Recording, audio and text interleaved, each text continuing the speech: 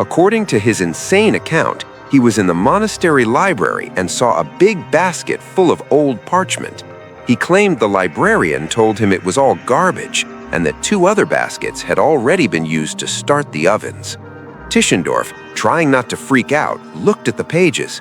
He knew it was ancient Greek and realized he was holding parts of the Old Testament that were older than anything he had ever seen. He had, as he told it, literally rescued them from a fire.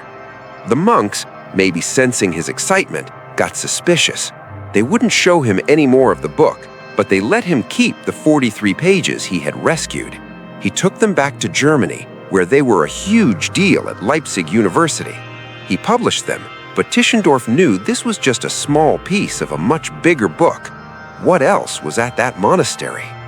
If you're enjoying this dive into the Codex Sinaiticus, do me a quick favor.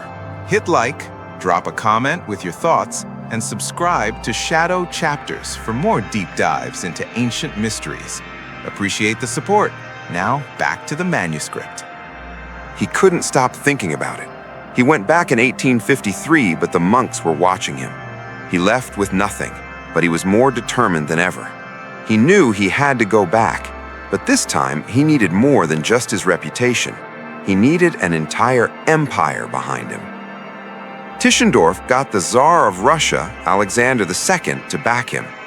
It was a genius move. When he showed up at St. Catherine's in 1859, not as some German scholar, but as an agent for the Tsar, he got way more respect. Still, he found nothing. He was about to give up. Then, on the night of February 4th, 1859, the story takes its final, unbelievable turn.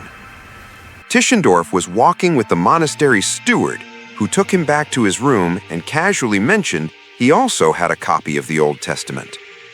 The monk pulled out a huge volume wrapped in red cloth. Tischendorf opened it. He wasn't just looking at the rest of the pages he'd seen years before. He was looking at something incredible, a complete New Testament, older than any other in existence, plus 2 other ancient Christian books. It was the treasure he had been dreaming about his entire life. This time, Tischendorf wrote that he hid his excitement. He calmly asked if he could borrow it for the night. He stayed up all night, completely overwhelmed. He had found a Bible from the time of Emperor Constantine. He knew he couldn't just leave it. He started a long, complicated negotiation, arguing the best way to honor the book and the Tsar was to let him copy it. The monks were not so sure.